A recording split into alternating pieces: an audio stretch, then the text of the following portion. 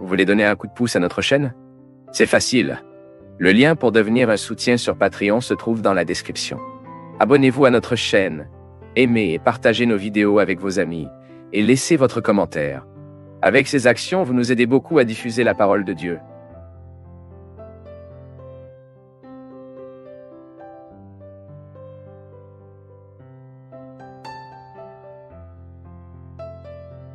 Dieu nous donne les noix, mais cela ne les brise pas. Regardez à quel point cela est intéressant. Dieu nous donne les noix, mais cela ne les brise pas.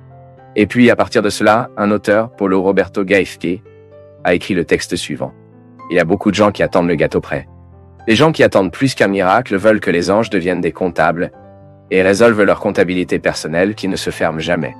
Ils dépensent plus qu'ils ne gagnent et vivent endettés.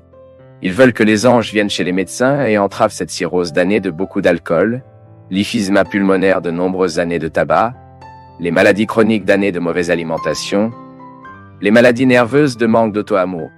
Le miracle est là tous les jours, accessible à ceux qui veulent changer. Il y a une volonté de changer.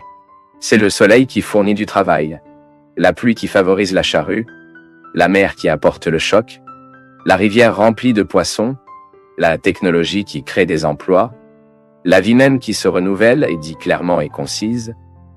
Dieu donne tout vous avez besoin. Il est temps de motivation pour vous croire plus. Utilisez l'énergie de l'âme, du cœur. Il est temps de prendre les noix et de les casser avec les fruits, de faire des gâteaux, des bonbons et des glaces. Ensuite, vous m'invitez à manger le gâteau avec du café, avec du lait. Tant de possibilités pour le miracle de vous contenter de voir et de ressentir à Dieu. Puis apprenez de cette leçon. Dieu n'est pas en lamentation, ni avec plainte. Dieu est au travail, dans la sueur du visage. Celui qui se donne pour de bon, qui n'a pas le temps de parler de mal de personne. Les gens qui découvrent vraiment qu'il est lui-même un vrai miracle. Oh, n'est-ce pas? Je suis en faveur de cela. Assez de cette histoire que nous pensons que Dieu vient tout accomplir pour nous. Dieu nous donne la grâce tout le temps. Grace doit trouver la tâche. Dieu nous a donné gratuitement. Dieu nous a formés avec de nombreuses bénédictions. Maintenant, nous devons réagir à tout cela. Soit dit en passant, mon peuple est très triste lorsque vous réalisez que le principal problème de la personne est la paresse. Paresse tous les sens de la vie. Il y a des gens trop paresseux pour s'améliorer. Il y a des gens trop paresseux pour faire un effort pour devenir un meilleur être humain. Il y a des gens qui ont la paresse pratique de nettoyer une poussière, sont trop paresseux pour travailler. Se découragent déjà. Ne veulent plus d'efforts. Veulent tout ce qui tombe du ciel. Le monde ne peut être transformé que par des gens courageux. Par des gens qui se font face tous les jours. Le plus grand défi que vous ayez dans la vie est de vous apprivoiser. Plusieurs fois, vous perdez beaucoup de temps à vouloir sa apparence, en voulant prendre soin de la vie de l'autre. Mais le principal objectif que vous avez avec la vie est vous. L'endroit principal pour être apprivoisé est vous. L'endroit principal à transformer est vous. Et où je te parle, sans l'écouter, non? J'ai donc aussi immédiatement entendu dire que le lieu principal à transformer est moi, que le premier à faire le pas dans le changement est moi, que la paresse ne mène à rien. Rouler les manches, aller étudier, aller travailler, vivre avec dignité. J'ai très peur quand les gens s'installent dans la charité. J'ai très peur lorsque les gens s'installent dans l'organisme de bienfaisance qu'ils reçoivent et ne font pas l'effort de pouvoir surmonter ce moment, afin de ne pas avoir besoin de cet organisme de bienfaisance, afin que cet organisme de bienfaisance soit rejeté à quelqu'un d'autre qui est plus nécessiteux. L'organisme de bienfaisance que nous obtenons moi aussi, combien de fois ai-je été aidé dans de nombreux instants de notre vie? Nous avons besoin d'aide à tous égards. Mais ce moment d'être aidé est d'être transitoire. Nous n'avons pas besoin d'être une vie plus tard, selon. C'est pourquoi nous ne pouvons pas nous supporter collants. Affectueusement dans le besoin, non? Qu'est-ce que l'affection? Le manque affectif, c'est cette personne qui veut tout le temps des autres, du point de vue affectif. Vous voyez, l'amour de l'autre est important dans nos vies. Mais c'est vous qui devez porter vos charges tout le temps. Un ou un autre ami pour nous aider à mener la vie, prenez l'existence, mais vous devez gérer vos problèmes, vos difficultés. Ensuite, de temps en temps, vous divisez quand il est trop lourd. Mais vous n'avez pas le droit de vous installer dans la paresse, l'hébergement, et vous attendez à ce que l'autre fasse pour vous. Et la religion qui enseigne que Dieu fait, tout est mal. La religion honnête est celle qui nous enseigne que la grâce de Dieu doit également trouver la sueur de notre visage. Une fois que quelqu'un a demandé à Rui Barbosa, le grand écrivain, le grand penseur, quel est le secret de son génie, oui. D'accord, j'attendais, pensant, oh, j'ai eu une bonne génétique. Mon père était très intelligent, je suis très formé, pourquoi pas. Il a dit comme ça, le secret de mes capacités est que le soleil ne me surprend jamais au lit. Cela signifie que vous vous êtes levé tôt pour gérer la vie. Bien sûr, la vie a changé. Rising tôt ne signifie pas beaucoup plus.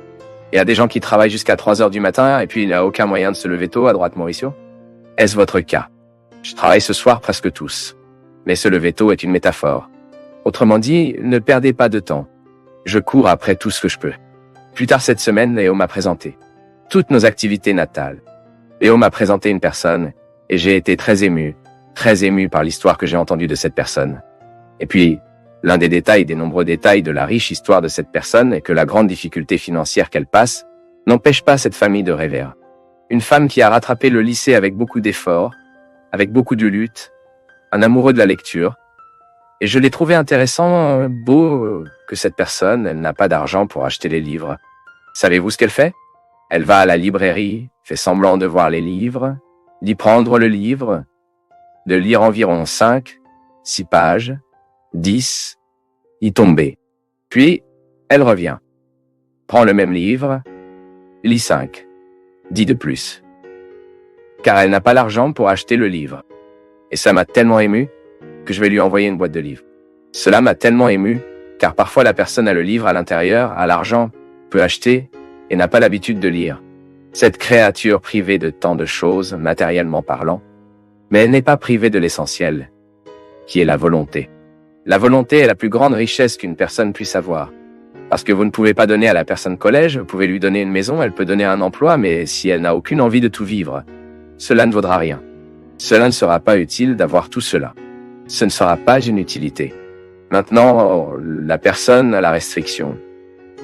Mais dans son cœur, elle a ce pacte avec la vie. Elle n'est pas découragée. Elle fait ses efforts quotidiens. C'est pourquoi je n'ai aucune pitié pour ceux qui s'efforcent. Je suis désolé pour la paresse. Avec celui qui s'efforce, je soutiens. Avec paresseux, non aide, mais l'autre doit également s'aider eux-mêmes. Il est la première partie à donner droite. Nous ne pouvons pas faire ça. Nous ne pouvons pas empêcher les gens de vivre cet effort. Parce que parfois nous voulons aider, vouloir aider, mais nous prenons l'autre sur nos genoux, en assumant ses responsabilités. Ça ne peut pas. Et cela se produit dans toutes les dimensions de la vie, voyez-vous, y compris la dimension affective spirituelle.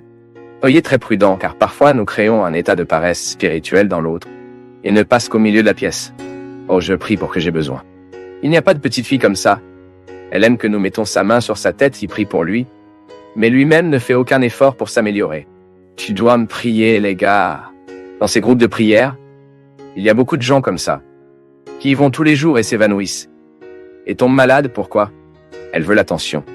Ou ce vampire affectif qui a toujours ce visage comme ça. Le vampire affectif est triste, il suce l'ensemble, il s'affronte dans notre jugulaire, et parfois vous, il faut du temps pour savoir qu'il était un vampire spirituel affectif. C'est tout le temps à demander votre affection, à vouloir votre affection, à vouloir votre attention. Il s'agit d'une gamme de possibilités pour se faire. Prudent. Et parfois, nous nourrissons ces gens, nous les empêchons de grandir. C'est pourquoi vous aimez être dur avec cette personne au bon moment. Je ne l'ai pas. Je n'hésite pas quand j'ai besoin de faire ça. Qu'est-ce que les gens qui veulent m'en tenir et veulent être collants avec moi, pourquoi? Parce que vous pensez que j'ai la solution à leurs problèmes? C'est pourquoi vous devriez trop courir avec ceux qui pensent que vous êtes très nécessaire. Prudent. Si la personne pense que vous êtes trop nécessaire pour eux, soyez prudent, vous devez avoir un équilibre. Même dans l'amitié, n'est-ce pas? Même dans le mariage. D'accord? Tu vas bien. Oh, je ne suis pas sûr. Tu veux bien aller? Il y a cette chose, il semble que vous devez continuer à avoir votre propre désir, vous devez continuer à vous appartenir à vous, afin que vous puissiez vous donner plus de qualité à l'autre. L'amour n'est pas cette chose collante, qui s'étouffe souvent, ne peut pas. C'est pourquoi parfois un mot dur est la meilleure expression d'amour pour cette personne. Grandir. Arrêtez d'être un vampire. Allez vivre votre vie. Non, je n'ai aucune solution à vos problèmes.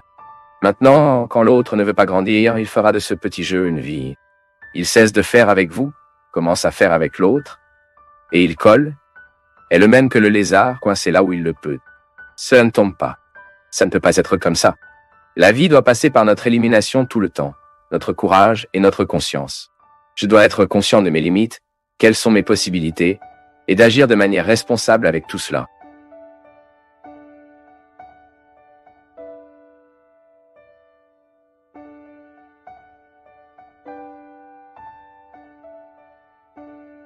Nous du Path of Faith sommes heureux d'être avec vous en ce moment. Partagez vos perceptions sur le sujet d'aujourd'hui dans les commentaires, montrez votre soutien en aimant la vidéo et partagez-la avec vos amis. Abonnez-vous à la chaîne pour rester connecté avec nous et ne pas manquer nos nouvelles vidéos.